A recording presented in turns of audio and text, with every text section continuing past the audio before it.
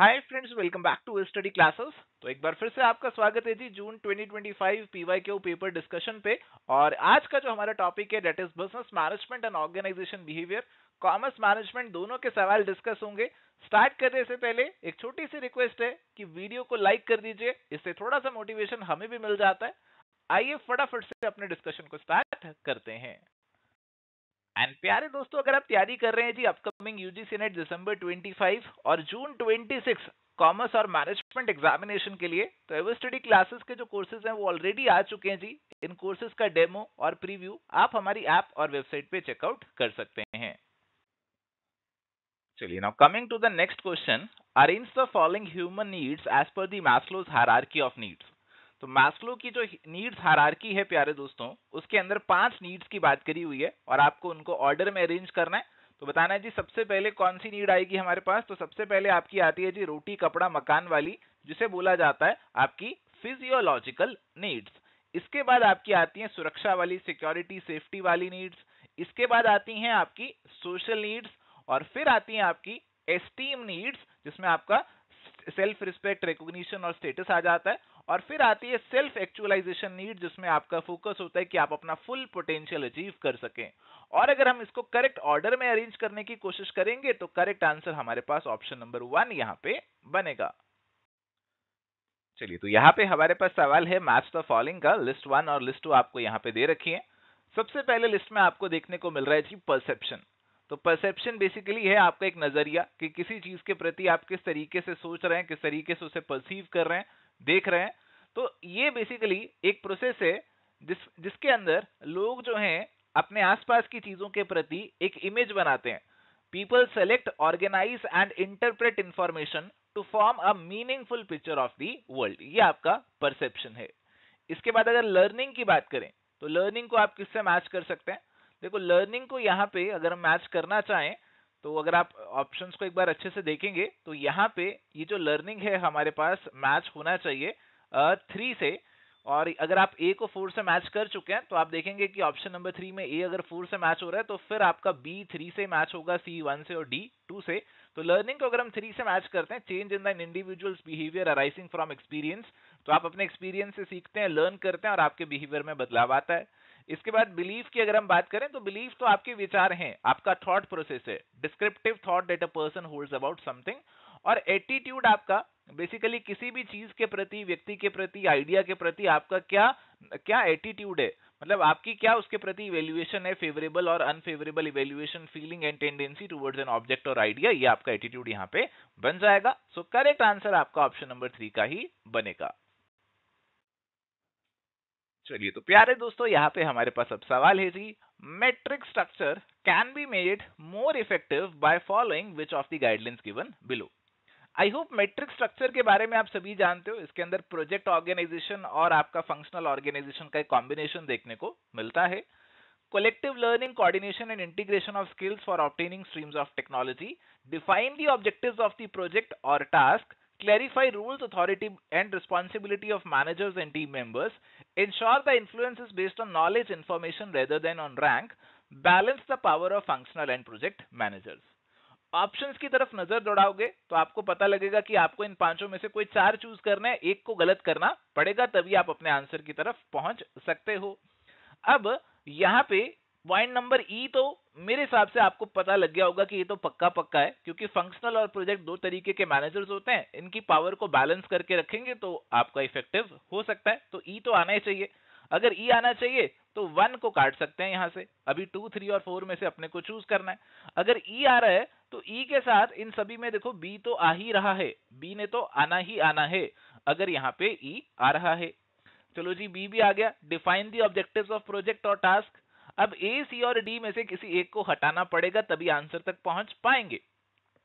ए वाला पॉइंट कह रहे कि कलेक्टिव लर्निंग होनी चाहिए, कोऑर्डिनेशन होना चाहिए, स्किल्स का इंटीग्रेशन होना चाहिए, और टेक्नोलॉजी की कुछ बातें यहाँ पे चल रही हैं। देखो, टेक्नोलॉजी से डायरेक्टली रिलेटेड तो नहीं है आपका मैट्रिक स्ट्रक्चर, ये कुछ स्पेसिफिक टेक्नोलॉजी की बातें क्यों कर रहे हैं। यही इंटीग्रेशन ऑफ स्किल्स तक बात करी होती तो मैं इस पॉइंट को कंसीडर करता, बट ये टेक्नोलॉजी के कारण अब मुझे कुछ ना जम नहीं रही बात। आगे वाले पॉइंट्स देखते हैं। Clarify the roles, authority and responsibility of managers and team members. तो बिल्कुल जी, सभी के रूल्स के अंदर बिल्कुल क्लैरिटी तो होनी चाहिए, तभी आप इफेक्टिव बना पाओगे। Ensure the influence is based on knowledge information rather than on rank, कि जो आपका इन्फ्लुएंस है वो आपकी नॉलेज और इन्फॉर्मेशन पे बेस्ड हो, ये नहीं कि आपका रैंक कितना है उस हिसाब से आपका दबदबा और बड़ा रहे। तो ये चीज से बेहतर है इफेक्टिव बनाने के लिए आप नॉलेज और इन्फॉर्मेशन को वेटेज दें। तो सी और डी वाले पॉइंट सही लग रहे हैं। ए वाले पॉइंट में थोड़ी सी मुझे गड़बड़ लग रही है, और हमारा जो ऑफिशियल आंसर है प्यारे दोस्तों वो भी बी सी डी और ई ओनली का ही है। तो करेक्ट आंसर यहाँ पे आपका ऑप्शन नंबर 3 का ही रहेगा।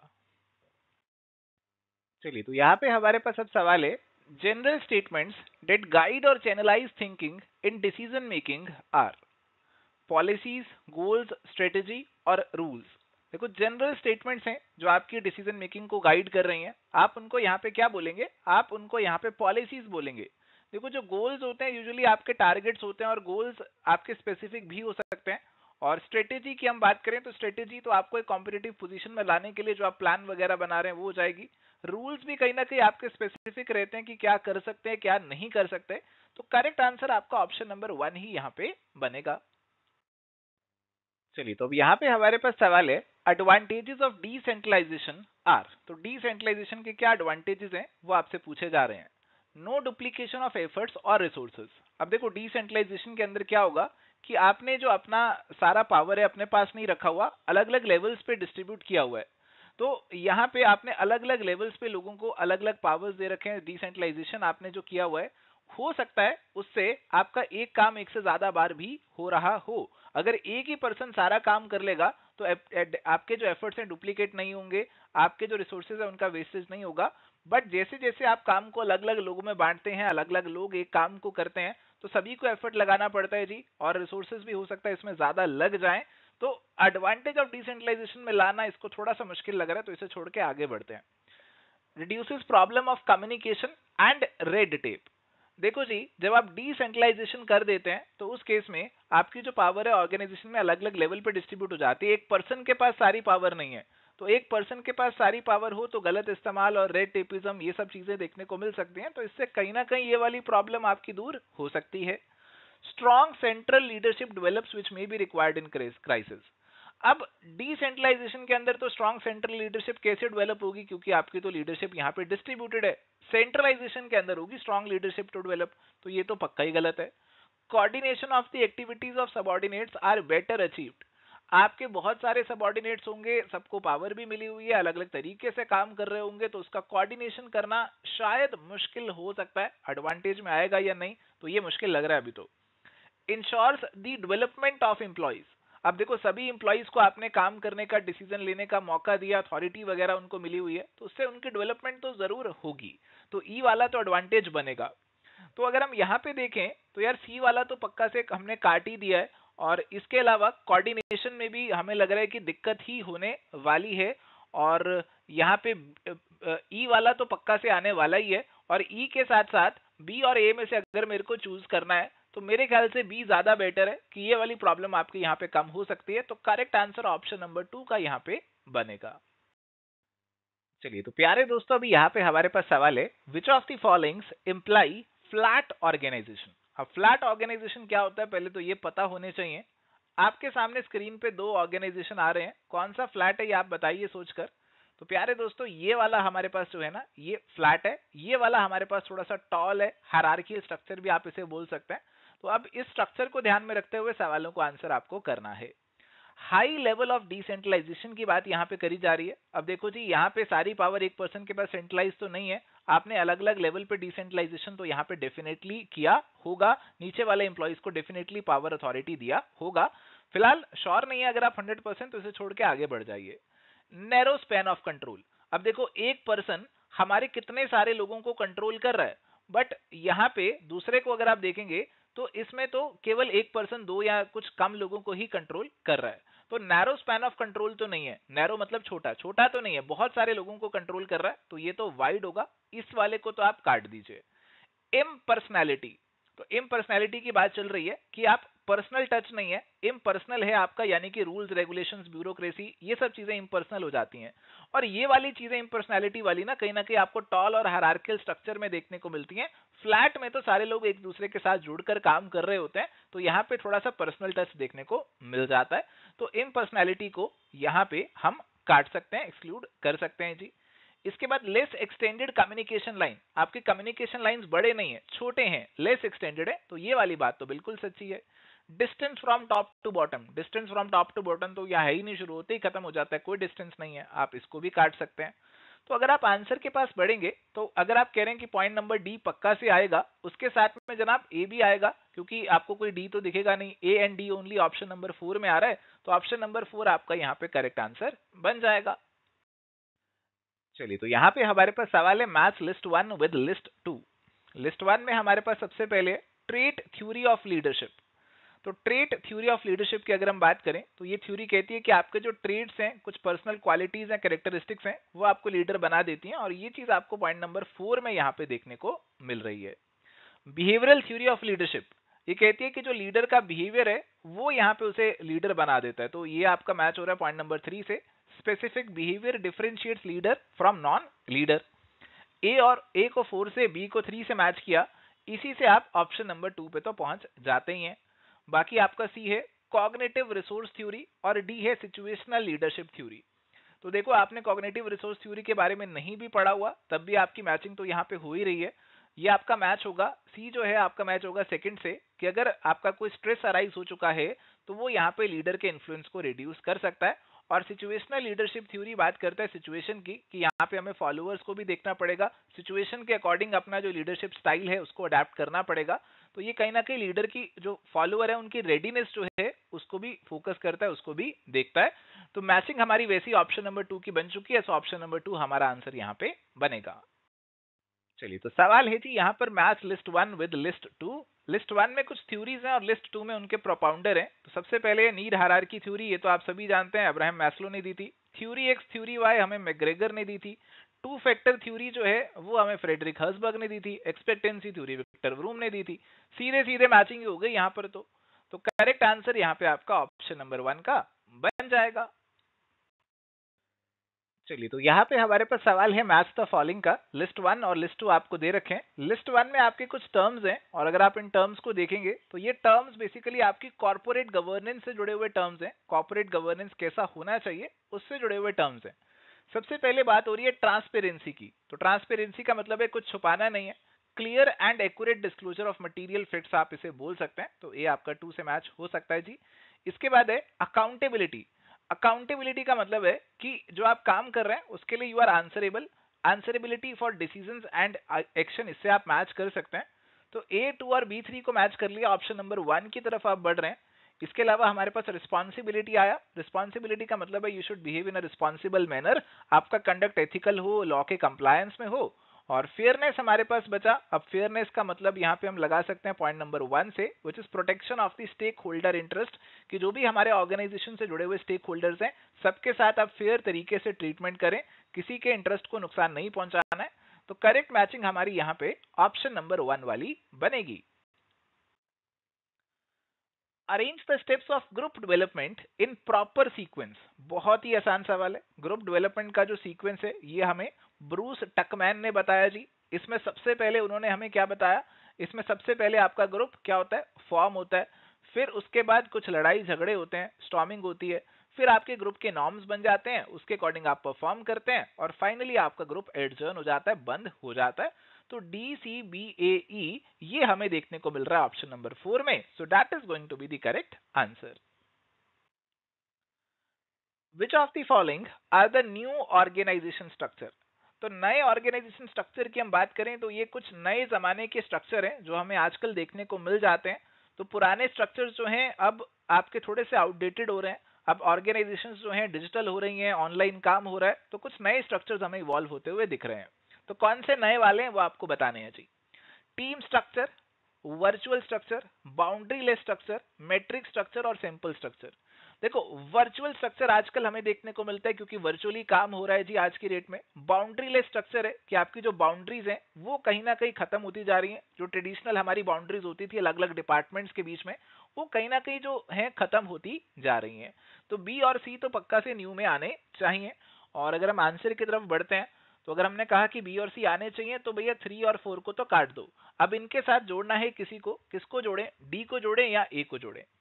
अब मैट्रिक्स स्ट्रक्चर तो देखो हमारा पुराना स्ट्रक्चर है जो आपने कई बार अपनी पुरानी किताबों में पढ़ा होगा, तो ये थोड़ा सा ट्रेडिशनल वाला लग रहा है। बट ये जो टीम स्ट्रक्चर की बात हो रही है, टीम स्ट्रक्चर का मतलब है कि आजकल हमारे जो एम्प्लॉयज हैं हमने उनको एक टीम में इंटीग्रेट करने की कोशिश करी है कि वो टीम की तरह काम करे ऑर्गेनाइजेशन के गोल्स को अचीव करने के लिए। तो जो लोग एक जैसा काम कर रहे हैं, एक ही प्रोजेक्ट पे काम कर रहे हैं, उनका टीम बना के कुछ गोल्स को अकम्प्लिश करने के लिए ऐसे कुछ स्ट्रक्चर्स भी बन रहे हैं। तो ए, बी और सी आप कह सकते हैं कि नए ऑर्गेनाइजेशन स्ट्रक्चर है, और इसीलिए करेक्ट आंसर ऑप्शन नंबर 1 का यहाँ पे बनेगा।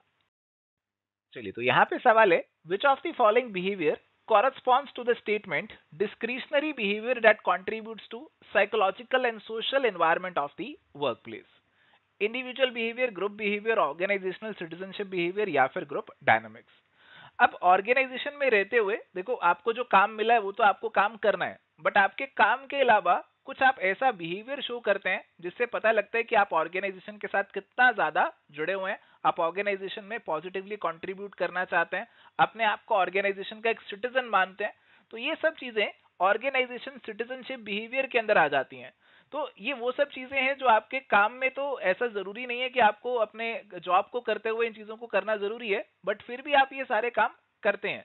जैसे आप बाकी लोगों की हेल्प करते हैं, अपने कोलीग्स की हेल्प करते हैं, आप इनिशिएटिव लेते हैं, पॉजिटिव एटीट्यूड मेंटेन करके रखते हैं। So these all come under the purview of organizational citizenship behavior. Correct answer is option number 3. चलिए, तो यहाँ पे हमारे पास सवाल है, which of the following concept relates to the statement a process by which individual organize and interpret their sensory impression to give meaning to their environment? तो आप अपने आसपास की जो चीजें हैं आप उनको ऑर्गेनाइज करते हो, इंटरप्रेट करने की कोशिश करते हो और अपने एनवायरनमेंट के प्रति अपना कोई नजरिया बनाने की जो कोशिश है वो यहाँ पे कर रहे हो। तो ये किस में आएगा ये आपको बताना है जी।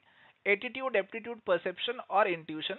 तो अगर आपने इनके डेफिनेशंस पढ़े हुए हैं एटीट्यूड और परसेप्शन के, तो आपने क्लियरली आइडेंटिफाई कर लिया होगा कि ये आपका परसेप्शन का डेफिनेशन है कि किसी चीज को लेकर आपका क्या नजरिया होने वाला है, आप अपने एनवायरनमेंट में जो घटनाएं घट रही हैं उन पे कैसा पर्सपेक्टिव आप रखने वाले हो।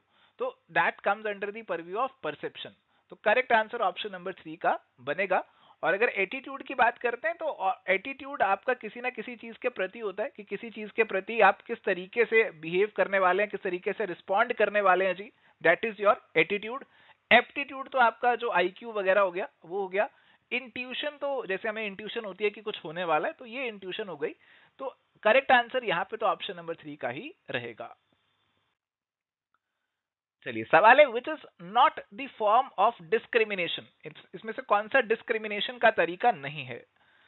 Sexual harassment, exclusion, intimidation, group cohesiveness. देखो, ग्रुप कोहेसिवनेस का मतलब है कि आपका जो ग्रुप है वो आपस में एक दूसरे के साथ जुड़ा हुआ है, यूनाइटेड है, मिलकर काम कर रहे हैं, तो ये डिस्क्रिमिनेशन नहीं है, ये आंसर हमारे पास बनेगा। बाकी हाँ, सेक्सुअल हैरासमेंट डिस्क्रिमिनेशन है। एक्सक्लूजन, आप किसी को जानबूझकर एक्सक्लूड कर रहे हैं, छोड़ रहे हैं, डिस्क्रिमिनेशन है। इंटिमिडेशन, आप किसी को धमका रहे हैं, डरा रहे हैं, तो ये भी कुछ डिस्क्रिमिनेशन में आ जाएगा। करेक्ट आंसर यहाँ पे ऑप्शन नंबर 4 का ही रहेगा। चलिए, अब सवाल है हमारे पास, arrange the steps in rational decision making. आपको डिसीजन लेना है तो क्या क्या स्टेप्स आप यहाँ पे फॉलो करने वाले हैं। आप सबसे पहले आप क्या करेंगे, देखो सबसे पहले आपको प्रॉब्लम को डिफाइन करना होगा। मेरे हिसाब से तो यही सबसे पहले आना चाहिए। जैसे मान लीजिए आपकी प्रॉब्लम है कि आपको नई गाड़ी खरीदनी है, लेट सपोज, ये आपकी प्रॉब्लम है कि आप एक नई कार खरीदना चाहते हैं। This is your problem, you have defined it. उसके बाद अब नई कार ऐसे जाके तो नहीं खरीद सकते, आपको कोई डिसीजन क्राइटेरिया होगा। जैसे हो सकता है आपने रखा हो कि जो मेरा बजट रहेगा 10 लाख का। इसके अलावा आपने रखा कि मेरे को गाड़ी में जो फीचर चाहिए उसको लेकर आपने रखा कि मेरे को जो गाड़ी चाहिए वो ऑटोमेटिक होनी चाहिए, गाड़ी में जो है एयर बैग होने चाहिए, सेफ्टी होनी चाहिए, गाड़ी का इंजन 1200 सीसी का होना चाहिए। तो कुछ आपके डिसीजन क्राइटेरिया होंगे, आप उनको आइडेंटिफाई करेंगे कि कौन से क्राइटेरिया पर डिसीजन लेना है, और फिर इस डिसीजन क्राइटेरिया को वेटेज देंगे कि कौन सा क्राइटेरिया आपके लिए ज्यादा इंपॉर्टेंट है। क्या ये 10 लाख वाला आपके लिए ज्यादा इंपॉर्टेंट है, क्या ऑटोमेटिक वाला, क्या इंजन वाला, कौन सा ज्यादा इंपॉर्टेंट है, आप उसको वेट देंगे। इन चीजों के बेसिस पे आप इवेल्युएट करोगे आपके ऑल्टरनेटिव को। आपने 3-4 गाड़ियां आइडेंटिफाई कर ली कि यार इस बजट में ये गाड़ी आ सकती है, आप उन ऑल्टरनेटिव जो है आप पहले तो उनको आइडेंटिफाई करोगे, डेवलप करोगे ऑल्टरनेटिव्स को कि कौन से ऑल्टरनेटिव अवेलेबल है, फिर यहाँ पे आप उनका इवेल्युएशन करोगे, ऑल्टरनेटिव को इवेल्युएट करोगे कि कौन सा ऑल्टरनेटिव जो है वो यहाँ पे आपके लिए बेस्ट रहेगा, वो आप फाइनली आइडेंटिफाई करोगे। तो ऑर्डर क्या बना, प्रॉब्लम को डिफाइन किया, डिसीजन क्राइटेरिया आइडेंटिफाई किया, वेटेज दिया, ऑल्टरनेटिव्स को डेवलप किया और फिर उनको इवेल्युएट किया। तो बिल्कुल उल्टा चल पड़े यहाँ पे हम। तो ये हमें सीक्वेंसिंग ऑप्शन नंबर 1 में देखने को मिल रही है, so that is going to be the correct answer. चलिए, तो अब सवाल है, which of the following are the types of personality according to Holland's typology. तो अकॉर्डिंग टू हॉलैंड हमारे पास 6 पर्सनालिटी टाइप्स यहाँ पे हो सकते हैं, जिसे RIASEC इस नाम से भी जाना जाता है। आर से आपके होते हैं जी रियलिस्टिक, आई से इन्वेस्टिगेटिव, ए से आर्टिस्टिक, एस से सोशल, ई से एंटरप्राइजिंग और सी से कन्वेंशनल। तो यहाँ पे अगर आप देखते हैं तो रियलिस्टिक, इन्वेस्टिगेटिव और सोशल तो हमारे पास आते हैं, इंट्रोवर्ट एक्सट्रोवर्ट इसमें नहीं आते हैं। तो ए, बी और सी, यानी कि ऑप्शन नंबर 3 हमारा जो आंसर है वो यहाँ पे बन जाएगा।